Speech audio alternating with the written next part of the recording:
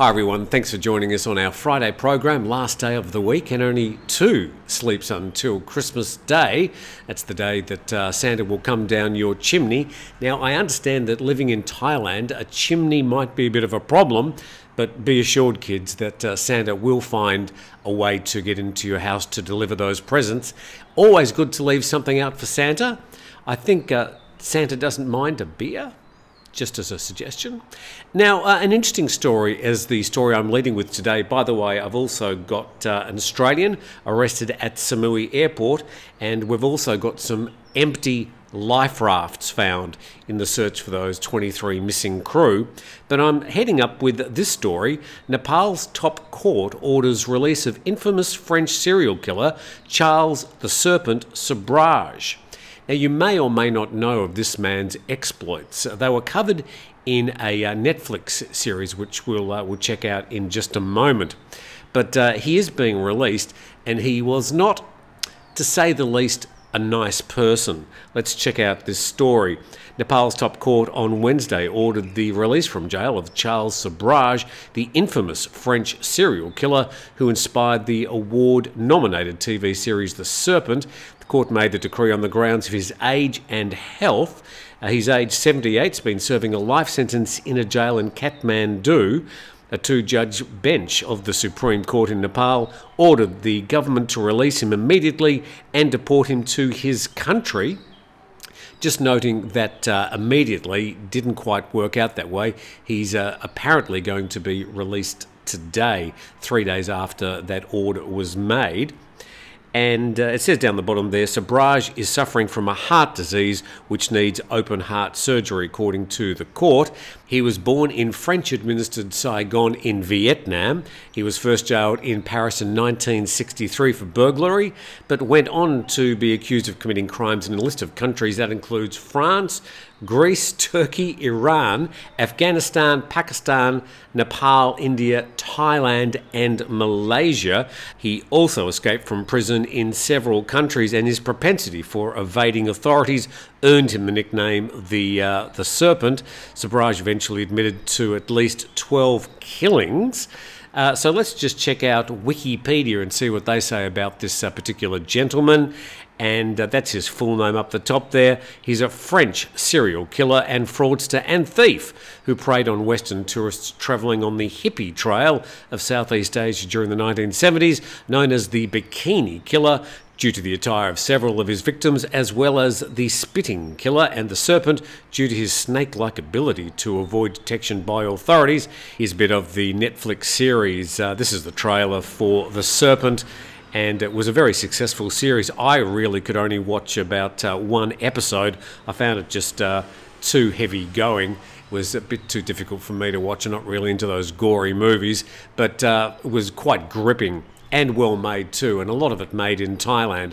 So if you'd like to catch up with that series, I'm not sure if it's still on Netflix, but have a quick search and see if you can find it.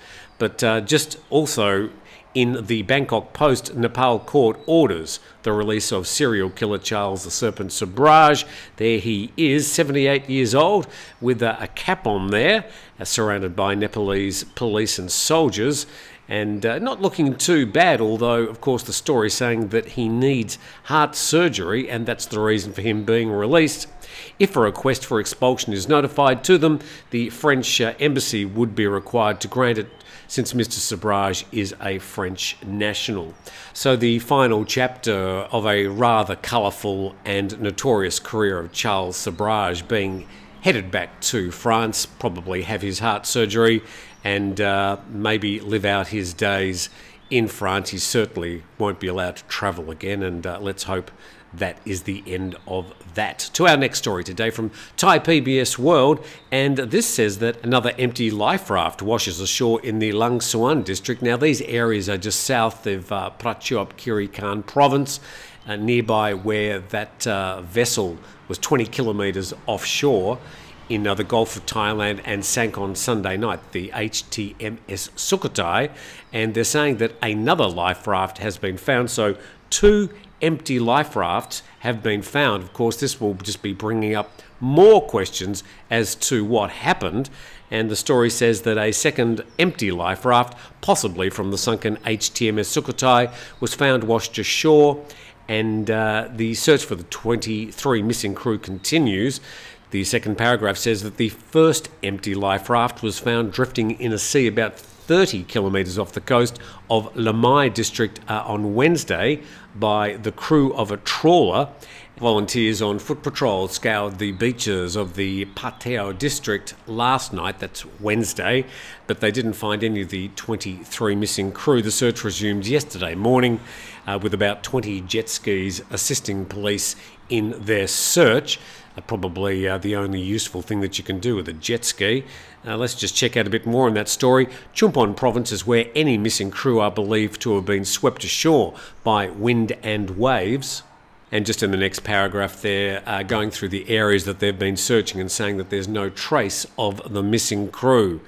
But like all these stories, it's good to see that at least one heartwarming story has come out of all this, and it's covered by Thai PBS World, an unsung hero in the tragic end of the HTMS Sukhothai. And the story says that Kunakorn Ja Riot, the Chief Petty Officer First Class, was a medic serving on the HTMS Sukhothai. He went missing after he and other crew were rescued and taken on board the Kraburi, but he decided to jump into the water again with a life vest borrowed from one of the survivors to help others who were still drifting at sea. He's not been seen since, and yesterday he was listed amongst the 23 crew missing, and he was commonly known as Torn Moor. So a glimmer of humanity in that disaster of the sinking of the HTMS Sukhothai, which sank on Sunday night. Now, just to note that those two empty life rafts are at this stage not confirmed to have come from the Navy vessel. There were other cargo and general commercial shipping that were having trouble on Sunday night as well, which we've reported. So let's wait until we hear whether those empty life rafts came from the Navy ship before we start screaming at the Navy again.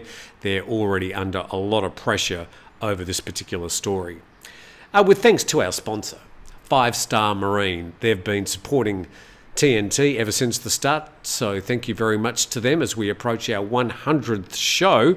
Remembering we're also doing a show this Sunday morning. I think it's going to be sort of very quiet. Might get the piano out.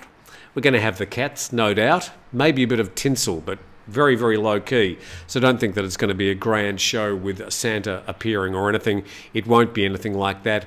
It'll probably be just some reminiscences of Christmases past as we celebrate Christmas Day for 2022, if that is your thing. And I know for a lot of people it isn't. I actually asked a few people yesterday if they'd like to come along.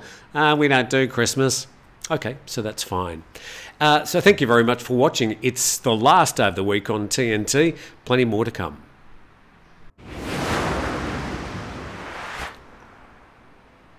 So thanks for joining us on our Friday program, last program of the week. A lot of comments yesterday, people with their own ideas about why they think there's a labour shortage in Friday. So a lot of really good suggestions and ideas about that. Thank you. Also, people criticising me, accusing me of being insensitive about the deaths of the 2 people at the Wonderfruit Festival, and other people quite viciously attacking me for being biased about cannabis. Whereas in fact all I've really been doing is talking about the traffic of the cannabis bill through Parliament. I haven't really made any comments whether I think cannabis is a good or a bad thing, although you may come to your own conclusion about what that might be. But I've just really been telling you what's been happening in Parliament and my analysis of what I think will happen to the cannabis bill. And that's it. To our next story now, and an Australian man has been arrested in Samui Airport with 96 bullets and a disassembled firearm. This reminds us about the Israeli man that was caught at Phuket Airport with some firearms and ammunition. He ended up serving some time in jail in Thailand. There he is, the Official photo there from the Samui police. I'm surprised nobody's pointing at him. An Australian man was arrested at the Samui airport with 96 bullets and an object similar to a gun that appeared to be a disassembled firearm. Is that disassembled or dissembled?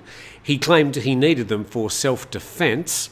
The Sukhothai immigration police arrested a 41-year-old Mark Bassett, and then down the bottom there, he told police that he bought the items from a Thai man near a grocery store in the Boput sub-district on Samui Island, and that he needs them for self-defence when travelling abroad. Don't think that excuse is going to wash at all with the police or the courts. I suspect he may be spending some time at the courtesy of His Majesty the King, but let's see what happens with that story. But an Australian man arrested. Don't buy guns in Thailand, I suppose, is the bottom line on that one. And now, for no particular reason, countries with the fastest internet speeds. So I couldn't actually find the source of this chart, but I did check, and these speeds are just about right, or at least the order is right, showing that Singapore has got the fastest internet speeds, followed by Thailand, ahead of places like Switzerland, Romania, another surprise, Denmark, France, South Korea. Then you've got the United States and other developed countries quite a lot lower than Thailand. So just as an indication here in my own house, if I do an upload of my program, now they vary between say 15 and 20 minutes at the moment, and it takes around about a minute to upload the show to YouTube. So that's pretty fast. Now, in comparison, when I was in Australia, which isn't even in the list, the internet speeds there were shocking. I got like a 5G SIM card for my phone, and I was using that to upload the program, and it was taking 30 to 40 minutes to upload exactly the same program. So the internet speeds there were horrific, I thought, and very expensive. I was paying 3 to 4 times the amount that I pay here in Thailand. So yeah, just good to see there that Thailand ranking up amongst the top of countries with the fastest internet speeds. Tell us your experience about the fast internet speeds and if you agree with that chart. To our next story now, and another bit of good news. Tourism is blossoming on Udon Thani's Pink Lily Lake, and Isan's second largest lake is seeing an influx of tourists since the pink lilies that blanket it began to bloom late last month. Obviously this happens once a year and is quite a big tourist attraction. And they get all the boats out, dust them off, and they take the tourists out to take lots and lots of selfies. More than 100 boats now available for tours of the lake in the Udon Thani province. And it says that the blooming lilies are more noticeable than in previous years because the lake's floating moss has been eradicated. He said about 200,000 tourists have visited the lake so far this year. That's up from 50,000 last year. Noting that, of course, last year there were COVID restrictions. So very pretty indeed, those lilies on the lake. And we went to coconuts.co and found a little bit of video. So this is from the Coconuts YouTube site, showing us some video there of the lilies up there in Udon Thani. So it could be nice if you're heading up in that direction. You could take a boat trip. And it's saying that the lake covers more than 22,500 rai and is the second largest freshwater lake in the northeast. So a bit of a good news story to finish today's program, our final program of the week. Don't forget to subscribe to the channel on your way out, remembering that they're still searching for the 23 missing crew from the HTMS Sukhothai. And also just a bit of a warning that the police are going to be out in force over the next 2 or 3 days as people celebrate Christmas. So be very, very careful if you are drinking and driving, because it looks like they've got a major crackdown on that for this year. And with that, I thank you very much for watching. I'm here again tomorrow with our live program, and then our very special program, not that special really, but a special one-on-one program on Sunday, Christmas Day, as we perhaps reminisce and look back at Christmas. I haven't really thought what I'm going to do. I'll figure it out between now and then. Thanks for watching. Please comment on any stories that you want to in today's program, and we look forward to seeing you again tomorrow.